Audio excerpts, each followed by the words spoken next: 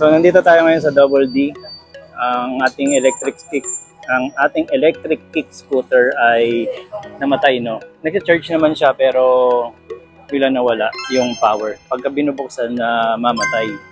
So dito puro electric kick scooter nandito makikita ninyo. So bubuksan, check.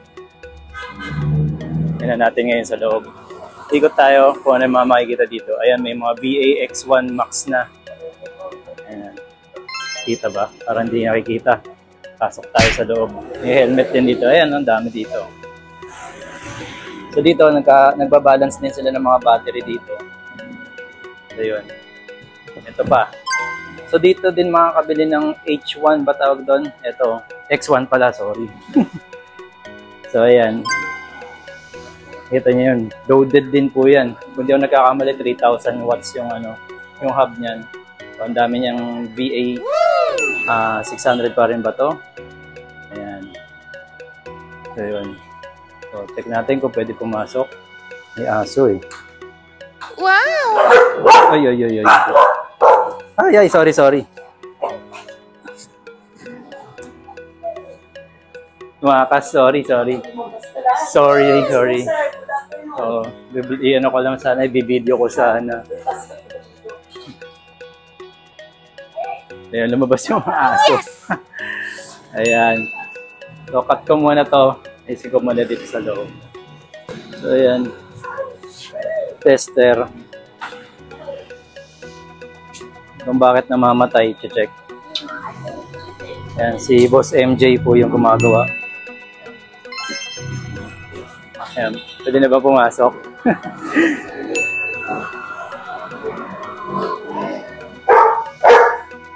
Ayan, ang ganda ng aso.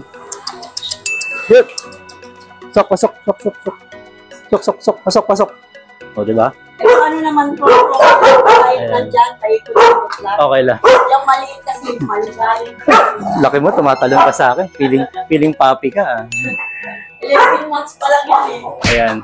Dito, mga gulong ng mga pang-electric kick scooter. Ayan, helmets. Ayan, meron din dito. So, sa Vilo na to, ito mga 1,000 na yung hub nito kung di ako nagkakamali. Ayan. Pati accessories, kung ano yung mga kailangan, mga board doon, mga deck, no? Ayan. So, yung mga accessories, added accessories, pati gloves, meron din. So, yung mga knee pads, ayan, gears, ayan. Dito yan, sa V-Luna. Halos tapat lang siya ng yung Andox or Mercury na kilala dyan. Okay. Babait ng mga dogs. So. Wait. Binigyan ng treats para kumalma. Ito pa yung mga gulong.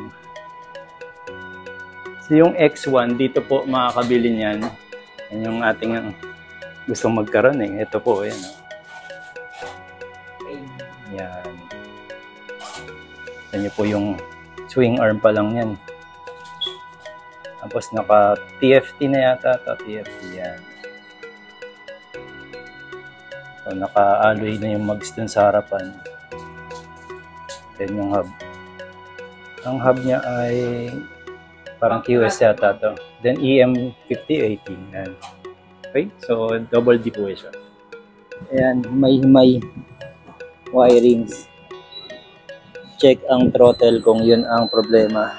Kung ba't namamatay. Ayan. Yung mga shocks, oh. Cute na ng shocks na ito. Yung sa harapan ng shocks. Diba? So yun, testing.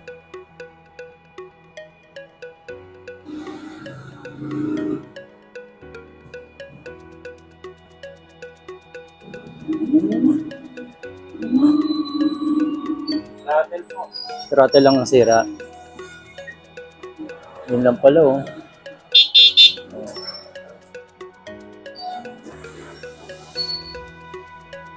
Yung battery okay pa naman, ano?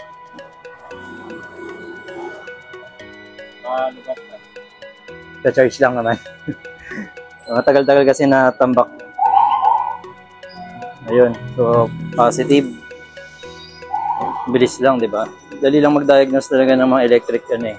Tester lang yan. Ayan, so checking lang, nag-charge na siya ngayon.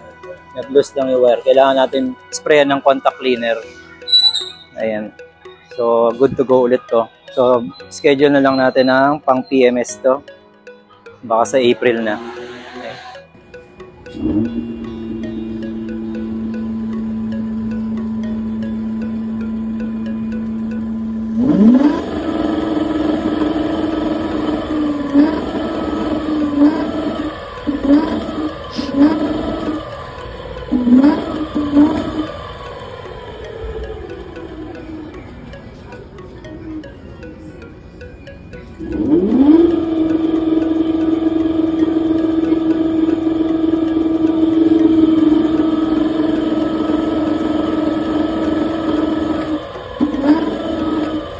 So, okay. Once again, Marvin Chua Motovlog po.